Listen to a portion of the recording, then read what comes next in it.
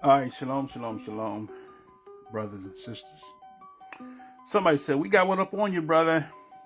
That last video you did was terrible. You spelt the word O-B-E-D and it was O-D-E-D. So you messed up. You shouldn't have put that video up, right?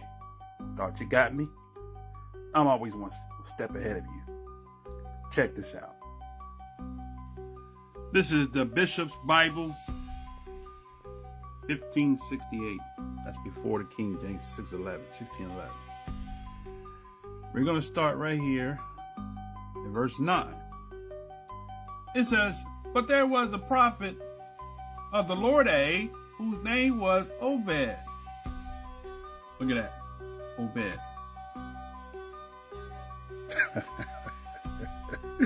You thought you had me, did you? I told you I'm always one step ahead of you guys. Let's continue. So the prophet's name was Obed, and he went out before the host that came to Samaria and said unto them, "Behold, because the Lord God of your fathers is wroth with Judah, he have delivered them into your hand, and you have slain them with cruelness that reacheth up to heaven." It's not looking good for that Esau, the white man doctrine. Now I want to show you something real quick. Let's look at the Obed. Before I show you what I was going to show you, I want to look at Ruth, the Moabite. Her father's name was Obed. This is Ruth chapter 4, and I want to show you, it says, the woman,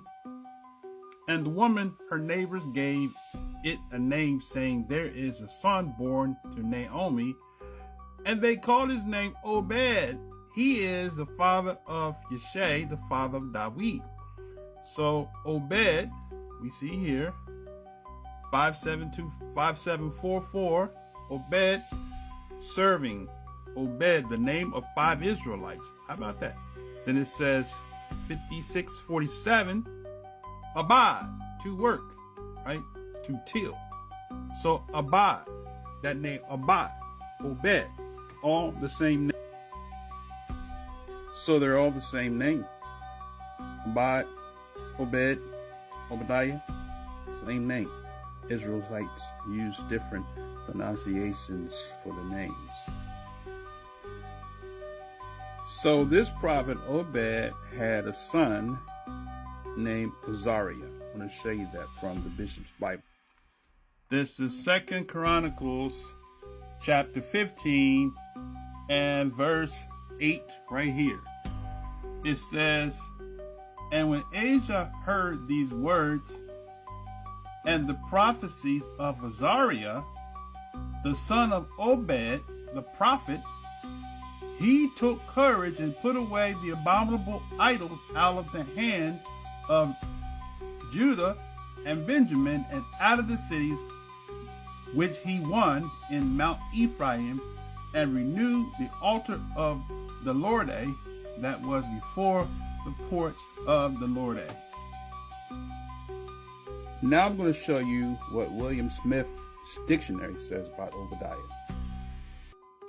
This is William Smith's Dictionary of the Bible, Volume 3, copyright 1879. This is a source that the One West Divisions use. Here you'll see under number 9, it says, "The prophet Obadiah, we know nothing of him except that we can gather from a short book which bears his name." So William Smith says we don't know nothing about him. Let's continue. This is James Wood's Dictionary of the Holy Bible, 1804. So we're going older.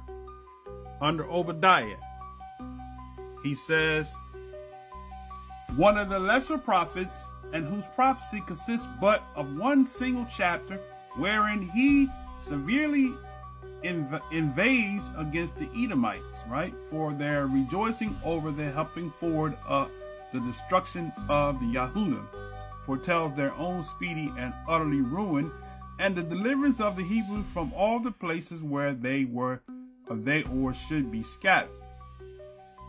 He says, when he lived is not agreed. Lightfoot thinks his prophecy refers to the behavior of the Edomites at the sacking of Jerusalem by Shishak and Arabians in the reign of Jehoram, right? Not looking good. So we're going to go to another dictionary. Okay, this is a Dictionary of the Holy Bible, 1759. Okay? Under Obadiah, it says, Obadiah the prophet is believed to have been the same with the governor of Ahab's house mentioned in the, slide this down, first book of Kings. Now, I want to skip down here. It says here, the truth is that when he lived or prophesied is wholly uncertain, though most writers make him contemporary with Hosea, Amos, and Joel.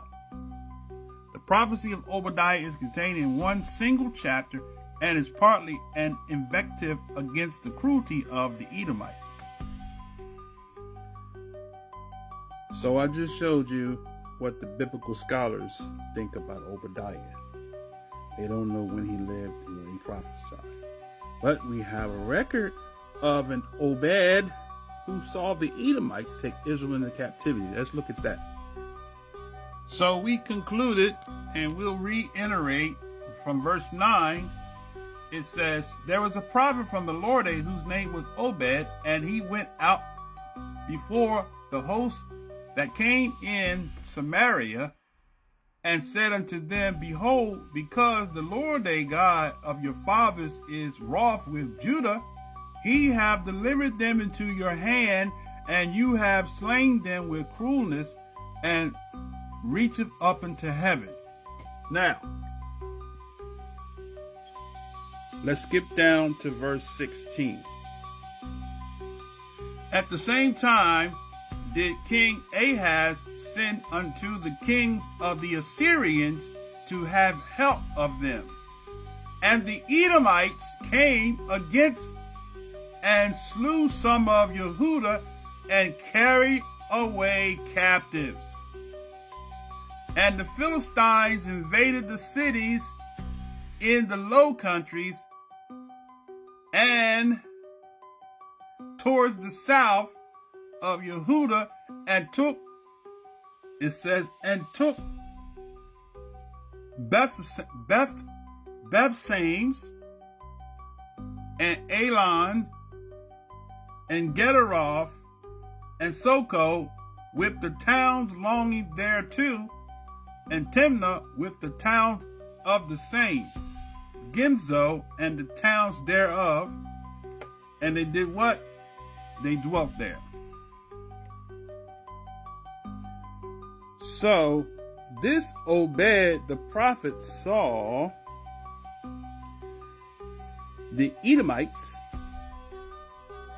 take Israel into captivity, and saw the strangers enter into his gates. The same story that you read in the prophet Obadiah is what he saw in 2 Chronicles chapter 28. Therefore, Obadiah, was prophesying of that which he saw in that day. The Caucasians taking Israel from west coast of Africa into the four corners is not Obadiah. That's Deuteronomy. So if you're going to use the prophecies correctly, we need to correctly identify who's who and time.